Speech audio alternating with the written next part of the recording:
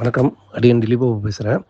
இந்த ஸ்படிக மாலை வந்து அணியறதுக்காக சுத்திகரிக்கிற ப்ராசஸ் வந்து நடந்துட்டுருக்கு.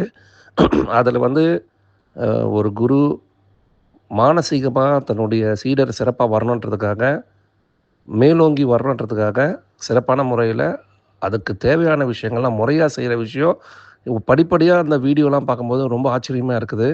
இத அப்படியே எங்ககிட்ட குடுத்திருந்தீங்கன்னா கூட, முதல்ல சொன்ன மாரி ஒரு 1 ஹவருக்கு ஒரு ஒரு பஞ்சகாவியம், அந்த மாரி தயிரு, மோரு தயிரு, ஆ இளநீரு, அதுக்கப்புறம் கோமியம், அந்த மாரி இதில பண்ணுனா, நாங்களே இவ்வளோ கிளியரா பண்ணியிருப்போமா தெரியல.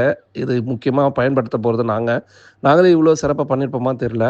அது அவ்வளோ தெய்வீகத்தனமா, ஆ அதுக்கு அந்த அட்மாஸ்பியர், அந்த மியூசிக்லாம் போட்டு, அந்த எனர்ஜிய பார்க்கும்பொழுது, ஆ மனசார என்ன தெரியுதுன்னா, ஆ ஆத்மார்த்தமா இத வந்து செய்ற வேலைய முழுமையா செய்து, இத அணியிறவங்க முழு சக்தி பெறணுன்றதுக்காக, ஆ அந்த அளவுக்கு சிரமம் எடுத்து செய்யக்கூடிய விஷயத்த எங்களால பார்க்க முடியுது. இதுலேருந்தே தெரியுது, ஒவ்வொரு விஷயமும் இது ஒரு எடுத்துக்காட்டா தான் புரிஞ்சுக்க முடியுது. ஒவ்வொரு விஷயமும் பார்த்து மேம்பட செய்யறதுக்கு உண்டான பணிகள மேற்கொள்வது ஆணித்தரமா தெரியுது. இது மூலியமா இந்த வஜ்ர தேக பயிற்சி 108வது நாள் முடியும் பொழுது, முழு அ பலன் நம்ம எல்லாருக்கும் கிடைக்கும்னு நான் நம்புறேன். இது ஒரு அரிய வாய்ப்பா எடுத்துக்கிறோம். இது ஒரு கிரேட் ஆப்பர்ச்சுனிட்டி. சொல்லும்பொழுது, இது மாரிலாம் ஒரு வித்தியாசமான எக்ஸ்பீரியன்ஸ்லாம் நம்ம பார்த்ததில்ல, நம்மளுடைய வாழ்க்கையின் பயணத்தில.